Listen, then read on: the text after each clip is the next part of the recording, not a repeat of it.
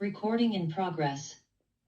All right, we have the living legend, Stephen Laffey, back on the program, former mayor of Cranston, Rhode Island, former presidential candidate 2024. Steve, we brought you back on today to speak about the reconciliation bill and also this budget bill. It's the same deal. Yeah, right.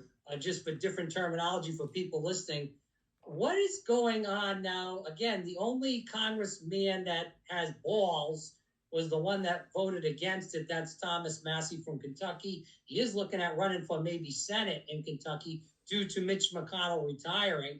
We'll see what happens there. But Steve, what's your take? The deficit is out of control. This bill is going to bring it even more out of control. Tell us what's going on. Well, the deficit is out of control. In my movie, Fixing America, said this would happen. And it's actually happening around the time frame that I thought it would happen. Maybe a year earlier, maybe a year later, you don't know. But we've crossed the just so everybody knows on the numbers, we've crossed the chasm of ever going back because there is too much debt. And now the interest on the debt is over $1 trillion. We only collect roughly $5 trillion in taxes, right?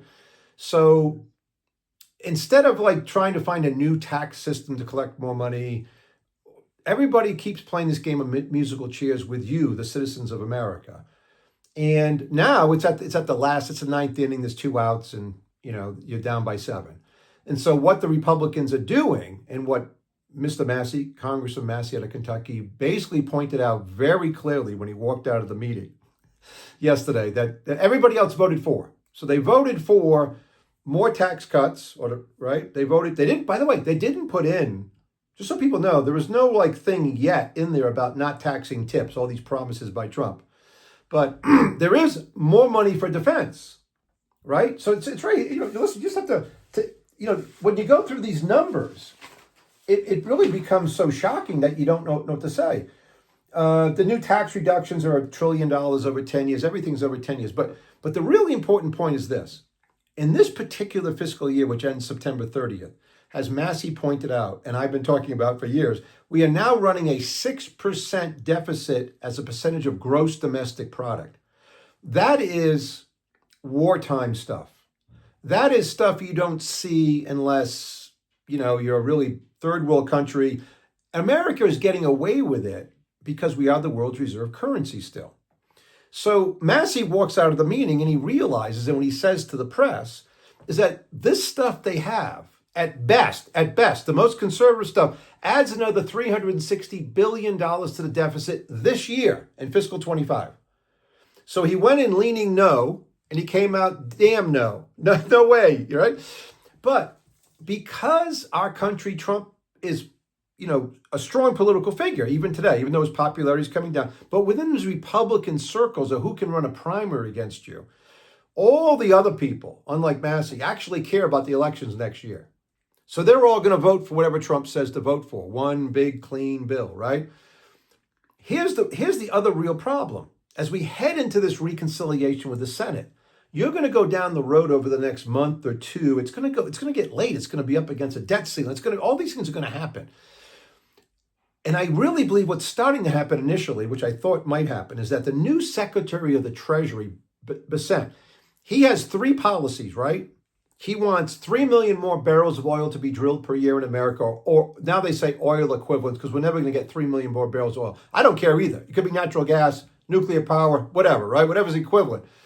He wants debt to GDP to be 3%. That ain't ever happening with this bill. I don't know what they're talking about. And I'll get to what they are trying to talk about in so many words. So these things are actually happening. And then you move to what happened even today. If we're broadcasting or whatever you're doing, it's like the 25th, right? I think 26th, I think. And I'm losing track of the days here. But there was a meeting, and Musk went to the meeting. And there he was, the first time with other members of the cabinet. He's not in the cabinet. He did most of the speaking. Now, he said something that was, I don't have nothing against Elon Musk trying to cut, and I have nothing against with him throwing bombs. I think there's nothing wrong with throwing bombs, even if you cut off Ebola funding for 3 hours and bring it back. That's the way he does it. He's going to overcut anything he can and then apologize and go backwards before it causes a real problem. I have no problem with it. But he'll say things like, here's what he said, almost word for word. We're spending this year $7.1 trillion and we're basically broke. And it's not unreasonable, he says, to take 15% of the cost structure out of every department. By the way, it's not. It's not unreasonable. However, over in the other chair is President Trump, who said he's not going to cut Social Security, Medicare, Medicaid, or the military. So when he cuts, so just how he gets to $1 trillion, he doesn't say it. I'll just be very rough. 7 trillion spending, take out 15%, you're at 1 trillion cost savings. But if you don't touch Social Security, you got to take 18% out. That's 1.3 trillion. If you don't touch Medicare, you're now at 25%. You got to take out of every other department. Take it down to the military. Now you're out taking 33% out of every department. So that's not going to happen. So these are the things that we're running up against, where people say things and reporters are either so stupid, so liberal, crazy, whack job, or so in the tank for president, they don't even notice what I just said to you.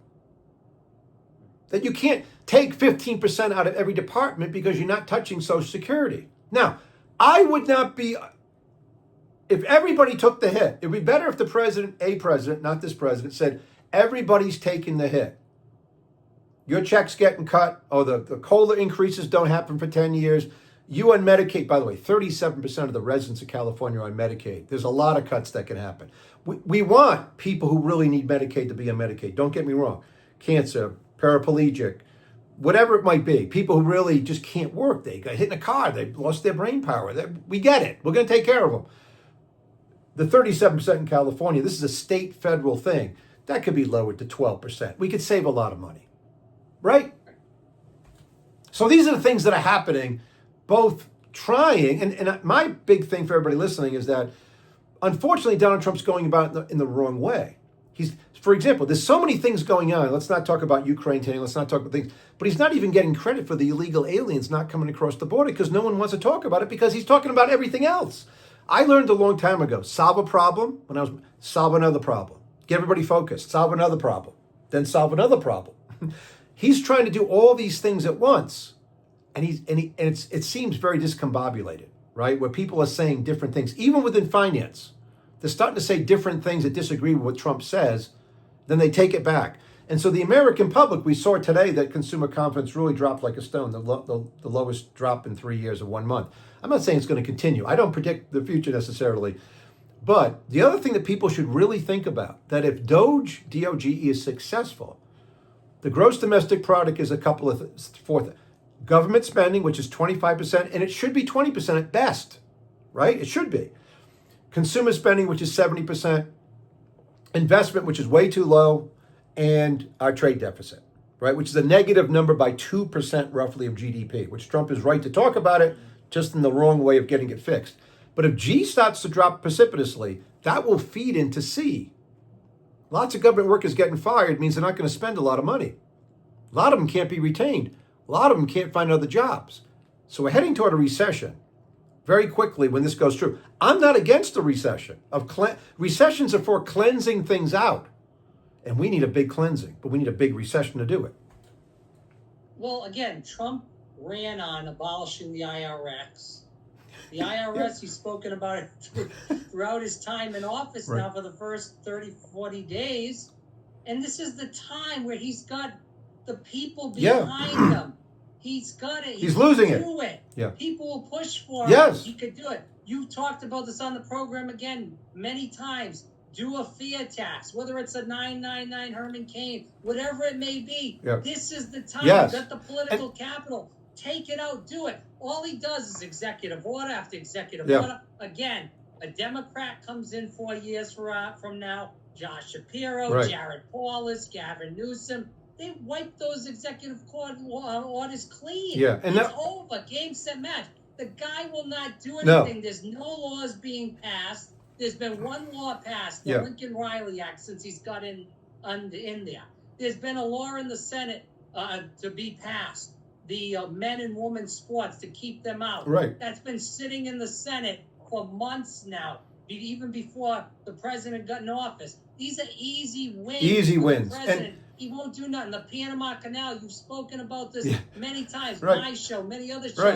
Right. he could go in there, no military, take it, Right. take it. He won't Easy go win. easy. He doesn't do anything. You It's want, a joke. you know, I'm sorry. yeah, we could go on all day long about the easy wins too. I just thought like 4 more, like remove Maduro in Venezuela, like, but have a big win too. And if he had started and done just 2 things, immigration, by the way, put off the whole Ukraine thing, the whole thing about 24 hours and him going over, people going to Saudi Arabia. It's in the national interest of America, even if we just keep bleeding. I hate to say this with realpolitik, like people do matter, obviously, but if Russia just keeps losing people, we just keep supplying them, if they just want to keep tying, eventually Russia really loses. That's a whole other topic for another day. But a big win on finance would be, how do we collect a lot more money? And how do we collect a lot more money and tell everybody who's a Republican, this is or everybody who's in the middle, these working class people, this is not tax benefits for the rich. This is like soaking the rich. A national sales tax or the fair tax or whatever we want to call it. Replacing the income tax means what you spend, you pay taxes on. So if you make 100 grand, you're probably coming out, break even versus taxes, let's say, because you spend on whatever you buy, bubble gum, whatever, a boat. You're really rich and you go buy, if they put a house into it, oh my gosh, right? If they put boats in it, you buy a $10 million boat, we'll take $2 million. So this would raise more money because the underground economy is so big now. As everybody listening knows, we all know people who are just bartenders at night, collect unemployment during the day. We know people just working on the table. They come into your home, they want cash. When you go places, people want cash. They don't declare it all, bakeries, whatever. But you can't escape the fair tax. But he won't do it. And this is why Elon Musk also has so much power, because he's actually way richer than anybody else. No matter what happens to Tesla stock, it's going down, but doesn't matter to him. Doesn't matter. Trump knows he's way wealthier than Trump, and that's all that matters to Trump. And Musk is actually a very talented person. I'm not saying he's not, but they're not going for easy and one big win, right? In Reagan's time, there were the tax cuts, the Kemp-Roth tax cuts. That's when marginal rates was 70%. And we were sort of on the wrong side of how to raise revenue what they call the Laffey curve. And so he did run some deficits, but we only had debt to GDP at 20%. We weren't at 100. So this is where he's missing the boat. And this is where I really believe that 3 months from now, at the latest, his popularity may be so low that he's lashing out at Americans. Yeah. So Steve, let's talk about the recession that's upcoming. Yeah. Because I've talked to a lot of people about this. I believe we've talked about this in the past. Inflation's already high. It's going to go higher because there's nothing being put in place right now to stop it. There's no talk of the Fed. There looks like there's going to be mortgage rates at possibly 10%. You can quote me if I'm wrong here. No, they're at 7 now, but yes, I mean, and listen, rates have come down recently from the 10-year bond from 4.5 to 4.3 or whatever. But within the trading range of what's happening, real rates are moving up. Are we going to have a Venezuela hyperinflation? No. Are we going to have massive deflation? No. Is inflation been sticky and remains sticky because the Federal Reserve doesn't know it's caused by money and they're always reactive? They're reacting rather than planning forward. And that's a whole other discussion. Yes. Yes. The answer is yes. Now, if oil prices came down to $50 a barrel from where they are today at 68, just to pick a number, would we see a lower PPI number and a CPI number and have a little bit more in way of people saying, oh, things are getting better, because they would put the same amount of gas into their car, they have a little money left over? Of course they would. If oil goes to, and I don't know where oil is going, if oil goes to $100 a barrel because something happens, then you've got a giant problem. So even if it stays right here, you're going to have sticky inflation because the money supply, who knows in 6, 8, 9 months what inflation is going to be. But the real problem is, no matter what, for everybody listening, what we call real rates that you borrow at. If inflation's 0, your mortgage rate's not going down to 2, like it was 3 years, whatever it was when the rates were 0. It's still going to be at 4. It's going to be 4% above inflation, not 2. So if inflation goes back up to 4, you could be borrowing at 8, 9, 10% for mortgage rates. So it's because the debt is too big. It just is. Rob, that's it. It's easy. Musk gets it. Trump doesn't get it. The Republicans don't get it. Musk's over here saying we're about bankrupt. Like he really is saying it. And then he goes and flails around because in the end, does Musk care what really happens? No. He's not running for re-election. No. If Tesla stock goes to zero and SpaceX all blows up and whatever he did in the solar thing with his brother goes to zero, he's got like $8 billion. If you don't know what $1 billion, people have 5 million are like, whoa, I'm doing fine. $1 billion, there's nothing it's all parked in different places. He'll never spend, he doesn't even own a home. So you have to understand everybody's motivation. Trump's motivation is transactions for himself, right? And for example, I don't know where the Democrats are. They won this Russia gate that was nothing. I kept saying, what are you people talking about? What happened to the $500 million he raised for the inauguration? What happened to the millions of dollars of checks written by CEOs to get access to him? There's no regulation on that. It's not part of a campaign fund. It's not with the FEC. It's just no one seems to care. You know what I mean? Yeah, no, it's truly sad because again, Trump could really do some Yes. really good things for the country. He's only in for 4 years. He can't run for re-election. It doesn't look like any of his kids want to run for anything. No. Even if they do, who the hell cares? Right. They probably don't have a shot in hell anyway. So he's got a chance to really do big things. We talked about abolishing the IRS.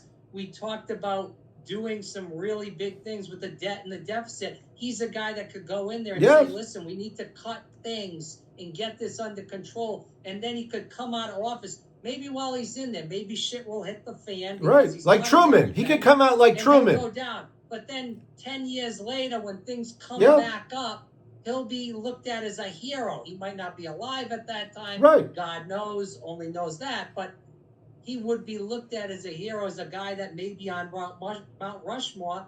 But it seems like Trump only cares about from one day to the next. That's right. He doesn't really look at the big picture. No, because he suffers from narcissism. But you're right. He could be Truman, who left office very unpopular, but now in the history books is way above average. Yeah. You know? And it's... So I just want to end with this because, we talked about this country being in a recession. I just drove down here in Florida, was driving by a church, and there was lines and lines of people in cars. I asked the person standing outside, I said, what is this? They said, it's a food pantry. Yeah. The cars are lined up. At least maybe about 200 or 300 cars. I'm not exaggerating. No, you're right. The difference between the haves and the have-nots has never been bigger in our country. It's like it's like pre-French Revolution stuff. There is no middle class that I campaigned on. It's 30-40% of the population. And we can define that, but we won't do it today. But it used to be 70%. And so there are really rich people buying Hermes handbags, and they're keeping the economy running, right? And the people are getting their checks, right? They got extra checks from Biden. They got checks from Trump. And they're working. They're trying. Don't get me wrong. But they're not having a great time. They're getting hosed. And so what is the way to get these people back in shape? What do these people, whether it's Trump, whether it's Biden, whether it's Vance, whether it's whoever the Democrats put in, really give a shit, in plain English, excuse my language, of what's going on with these people? Because again, the lines at these food pantries are getting bigger and bigger. And it seems like we're going back to the Middle Ages with the peasants and the serfs instead of, again, going into a middle-class America, as you stated, was gone. And listen, when I ran for president on that message and got nowhere. I mean, I was on TV. You can go watch SteveLaffey.com and see me on Newsmax and News Nation and whatever, right? With real ideas, but not the traction that was needed to take off, say Herman Cain did in 2011. It's very frustrating. And some of this goes to another topic we can do 25 minutes on. It's just simply education. That the people who really need to know don't know anymore. So we're talking about the dumbing down of the education system. And due to that, people are watching Trump on TV yelling, get him out of here to a protester, and they're getting their hard on about this. when you're talking about logical things that I'm talking about money everyday supply, working the people federal can- deficit, how to restore the middle class, how to reduce our debt. I mean, listen, Trump, literally, I didn't believe this happened. There's an AI thing on Trump social that just came out where he's dancing around on Trump Gaza. I actually, I said it must, but it really is. It really happened. Like he's spending time on AI caricatures of himself for his true social people rather than trying to solve a giant problem. If he could just solve one giant problem and failed at everything else, he'd go down better in history. But over the next year, this thing ends.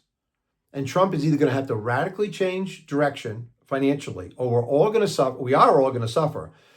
And I think there's a chance, remember, you heard it here first. He starts flailing out at regular Americans who can't take it anymore.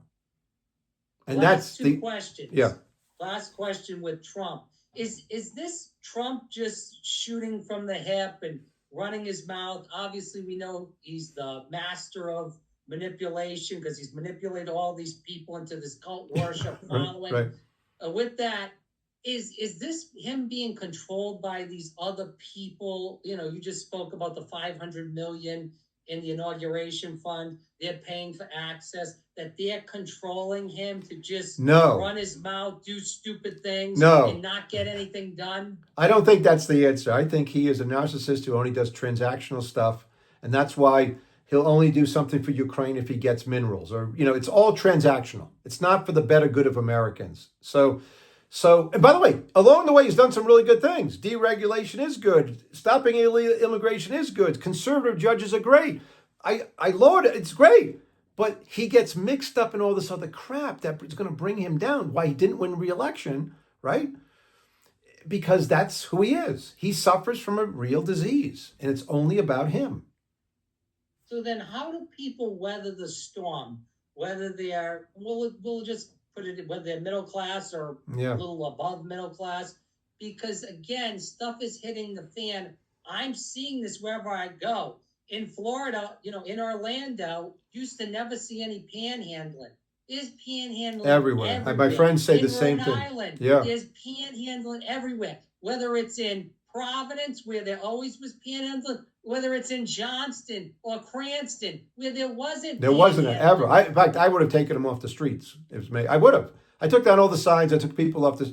By the way, just so everybody knows, when a pedophile got out of prison and lived in Cranston, he was only there for a couple of days without going into it. Like when I found out that he was there, he wasn't there. Live in another city. You don't live in my city. So you need people like that, but there's none left. In Fort Collins, Colorado, very upscale place, the best place to live in America. There's panhandling people. By the way, they're mostly fake panhandlers. They're just fake panhandlers. They don't really need the money. So, this is a desperate situation happening in America for the debt and for what's about to happen in America. Remember, these things happen very quickly. So we've covered it. We know the problem. We've always known the problem. And nobody will fix it except Massey. Is this the bubble bursting? Because again, since the recession happened in 2008, we have not had the bubble burst. No, because the bubble keeps getting bigger and bigger and bigger. So what you're telling people as we end the program is that the bubble is eventually going to burst. It's bursting. I think it's bursting sometime this year. Yeah, it's gonna burst over the next, at the latest, 24 months. But I think now, Trump wants a weaker dollar. Okay. Everybody wants tariffs, which produce a stronger dollar, not because you buy less foreign stuff if you buy stuff in America. So he has very inconsistent policies. This is really going to come back to bite him because he didn't handle what he needed to handle in the first 100 days. The deficit can't be allowed to be $3 trillion a year, folks. Like, you can't have a budget that Massey comes out and says, this budget, this year, by September, the best it does, under the best scenario, makes the deficit $368 billion worse. It's already $2 trillion. That's what Massey said. Massey has the numbers. Watch him say it. And then if you really want to see something so stupid, watch reporters ask him the same question over again. And rather than what I would say, I'd be like, because people ask him like this, the question, why aren't you voting, blah, blah, and he tells people the deficit, the blah, blah, blah. And then a lady says, it's on tape. So why aren't you voting? Why are you upset with this? And I would have been like, are you talking to me? Did you not hear? The debt goes up another 368 billion this year to these clowns plan. But he But you very, understand, though, people don't comprehend. I don't know. Again, what you say, what money is. They might know $100, Right. $1,000. Right. But beyond that, a lot of people don't even know what $30,000. They don't, and they don't know how to make change. $500,000. Yeah, it's really a problem. It's a problem that the people themselves are allowing this to happen because they don't know any You go better. to the grocery store, people can't even make change. Right, and they're more comfortable. Listen, what's happened in America, even since 2002, when I was first elected, is that people are more comfortable because their education has been so bad, younger people, and not everybody, obviously. People go to MIT, they know what's going on. But, and that plumbers know what's going on. It's not about what job. It's that people are now more comfortable just pointing fingers and saying, you suck, to the other side. And I'm just with Trump. And then that's it. Makes life... I went to the Dollar Tree the other day. I gave the guy... It's a $1.50 tree, but go ahead. I gave the guy... I was just buying greeting cards. I gave the guy $2. It was $1.75. Yeah. He gave me 75 cents back. It's happening all the time. I thought to myself and looked up. I said, what's going on here? I said, you over gave me more than I was supposed to get. He said, no, I didn't. I said, okay. Walked out the door. Well, hopefully it happens at the Cadillac dealership next week, but for some real money, right? So, yeah. But it's just, this stuff is happening all the time. I was up in Estes Park, and I'm getting a cup of coffee. The place is open. Two middle-aged people are doing something at a cash register. People are lining up. And finally, very politely, 5 minutes, my daughter Jessica's with me. I said, are you guys actually open? I know are you open? Is it okay? They're like, yeah, we're open. And they didn't tell me what the problem was. Eventually what happens is one guy goes to make a sandwich. Another lady walks by me.